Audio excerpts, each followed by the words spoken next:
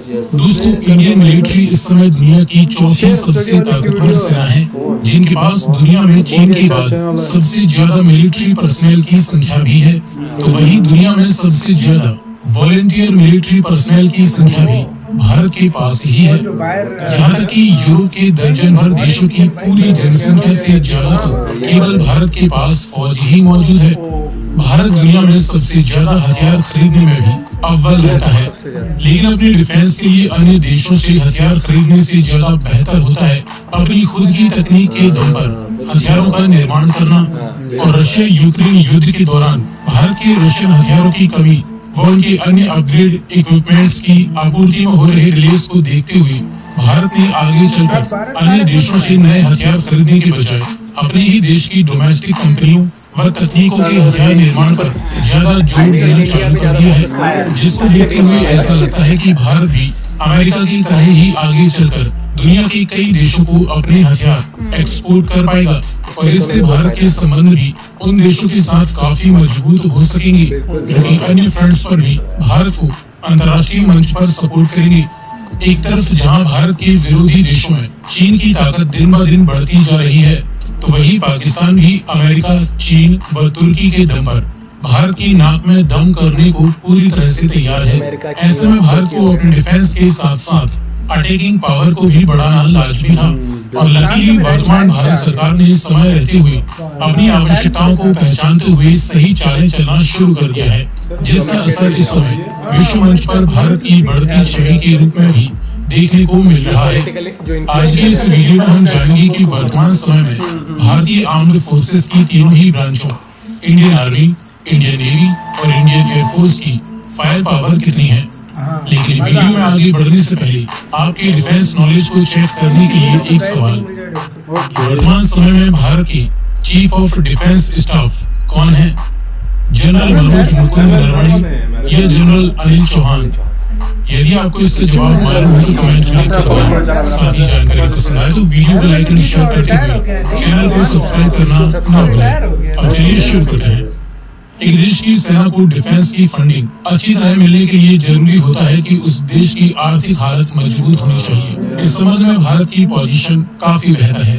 भारत दुनिया की टॉप 5 अर्थव्यवस्था वाले देशों में आता है, जिसकी वर्तमान नॉमिनल जीडीपी करीबन $3.5 ट्रिलियन के आसपास है, जो कि आगे और भी ज्यादा बेहतर होने की उम्मीद है, क्योंकि भारत दुनिया का दूसरा सबसे अधिक जनसंख्या वाला देश है और एक वाइब्रेंट यंग पॉपुलेशन देश को आगे बढ़ाने के लिए दिन रात काम कर रही है। भारत की जनसंख्या वर्तमान समय में 140 करोड़ से भी ज्यादा हो चुकी है। भारत का डिफेंस बजट भी दुनिया के टॉप 5 देशों में आता है। इस साल के लिए भारत ने करीबन $70 बिलियन के आसपास अपने डिफेंस पर स्पेंड करने की योजना बनाई है। ये आंकड़े आगे चलकर कुछ कम या कुछ ज्यादा भी हो सकते हैं। इंडियन मिलिट्री की तीनों ही ब्रांचों में टोटल एक्टिव ड्यूटी पर्सनल की संख्या 14.5 लाख से भी ज्यादा है। 11 से 12 लाख इंडियन मिलिट्री के पास रिजर्व पर्सनल भी मौजूद है। वहीं इनसे कहीं ज्यादा पैरा मिलिट्री फोर्सेस भी इंडिया के पास मौजूद है। मास डिस्ट्रक्शन के न्यूक्लियर वारहेड्स की बात करें तो भारत के पास करीबन 160 न्यूक्लियर वारहेड्स बताए जाते हैं। हालांकि यह आंकड़ा चीन या पाकिस्तान के मुकाबले कम है, लेकिन भारत के पास अपने न्यूक्लियर वारहेड्स को जमीन, जल और हवा तीनों ही माध्यमों से दुश्मन की सीमा तक डिलीवर करने की क्षमता है।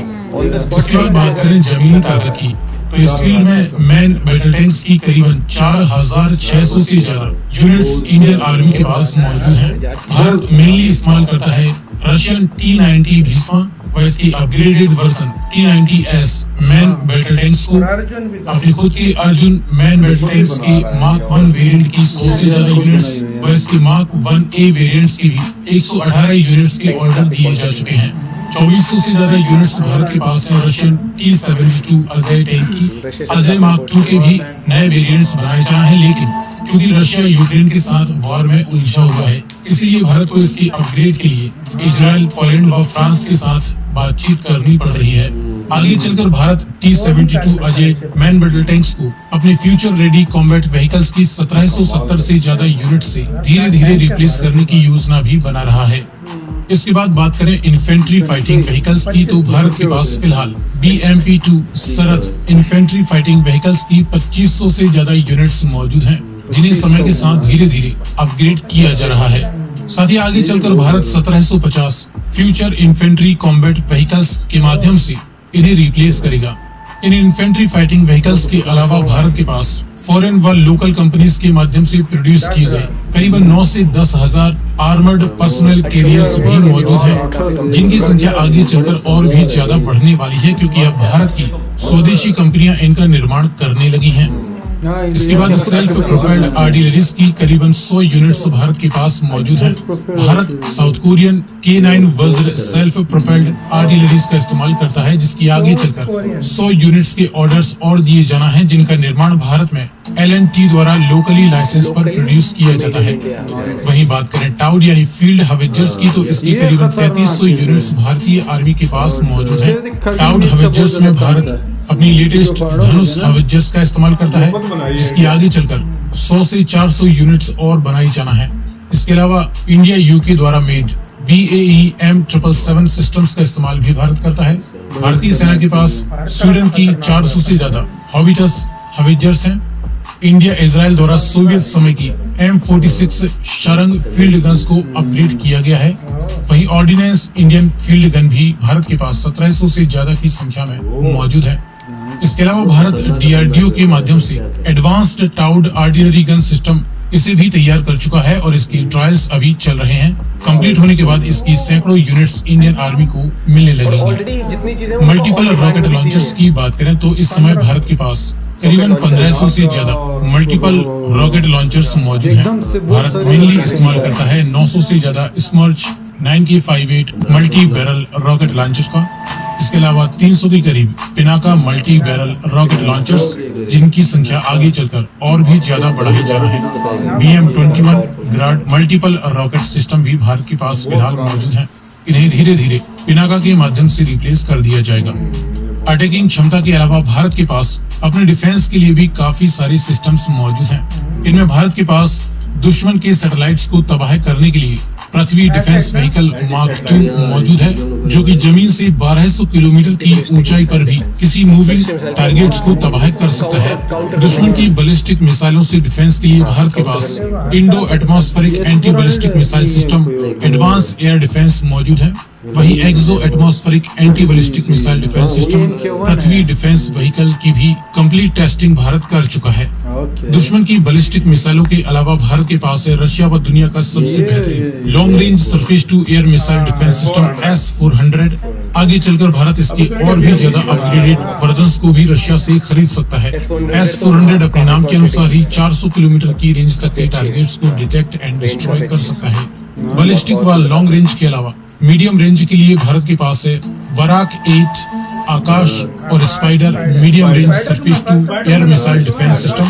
बराक 8 70 किलोमीटर की रेंज तक टारगेट को डिटेक्ट एंड डिस्ट्रॉय कर सकता है। ये S-400 को सपोर्ट करेगा। आकाश के भी अलग अलग वेरिएंट्स बनाए जा चुके हैं, जो कि 40 किलोमीटर 70 किलोमीटर व 80 किलोमीटर की रेंज तक टेस्ट किया जा चुका है। वहीं स्पाइडर सिस्टम 50 किलोमीटर की रेंज तक टारगेट को तबाह करने में सक्षम है। मीडियम रेंज के अलावा भारत के पास काफी सारे short range surface to air missile defence system है। भारत का अपना खुद का QR surface to air missile system 10 से 25 किलोमीटर की रेंज के लिए सोवियत समय का KUB SA-6 surface to air missile system, जिसे आगे चलकर आकाश से रिप्लेस कर दिया जाएगा। सोवियत समय का ही SA-3 S-125 surface to air missile system, इसे भी आकाश से रिप्लेस किया जाएगा।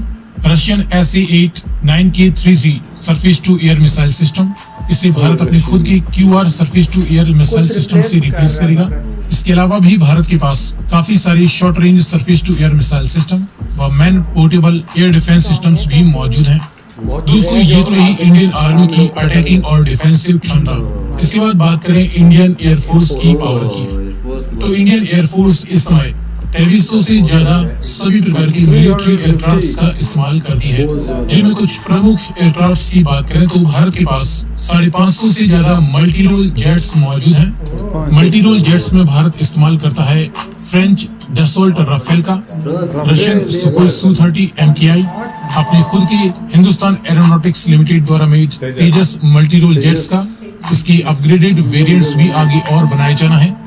Russian MiG-29 multi role jet, French Mirage 2000, और सोवियत समय की MiG-21 बाइसॉन डेडिकेटेड अटैक्स के लिए भारत के पास फिलहाल 120 UK made space jet Jaguar ground attack aircrafts मौजूद हैं। इनकी भी कुछ यूनिट्स रिटायर हो चुकी हैं और आगे चलकर भारत इसके विकल्प पर भी काम कर रहा है। इनके अलावा डेडिकेटेड अटैकर हेलीकॉप्टर्स की बात करें तो फिलहाल भारत के पास करीबन 130 से ज्यादा अटैक हेलीकॉप्टर्स मौजूद हैं।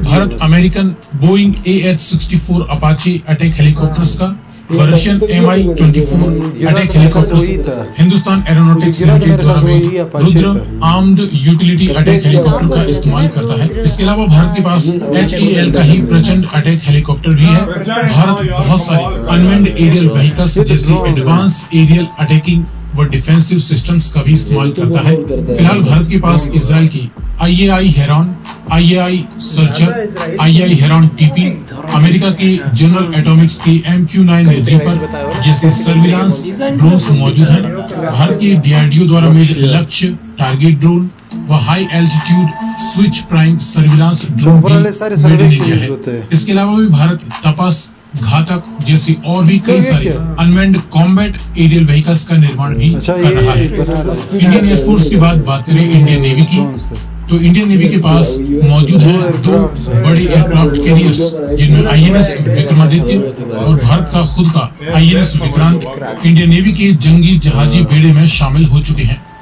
इन हैवी एयरक्राफ्ट्स के अलावा दुश्मन की समुद्री ताकत को ध्वस्त करने के लिए भारत के पास है 11 बेहतरीन हथियारों से लैस डिस्ट्रॉयर शिप्स।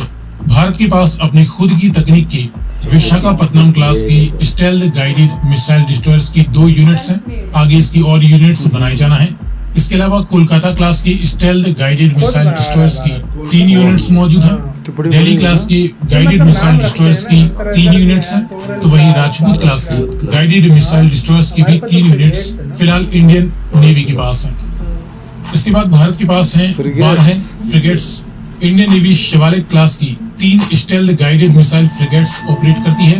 6 तलवार क्लास की स्टेल्थ गाइडेड मिसाइल ऑपरेट करती है।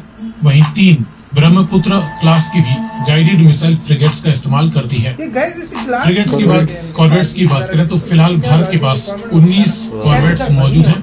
भारतीय नेवी कमोरता क्लास की स्टेल्थ कॉर्वेट्स, कोरा क्लास की गाइडेड मिसाइल कॉर्वेट्स, खुकरी, वीर व अभय क्लास की कॉर्वेट्स का इस्तेमाल करती है।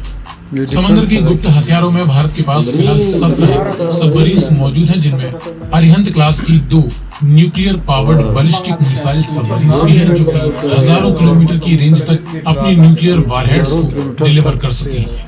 इसके अलावा भारत के पास 15 कन्वेंशनली पावर्ड सबमरीन्स भी मौजूद हैं। सो फ्रेंड्स, फिलहाल वर्तमान समय में ये रही भारतीय सेना की तीनों ही ब्रांचों इंडियन आर्मी, इंडियन नेवी व इंडियन एयरफोर्स की करंट फायर पावर।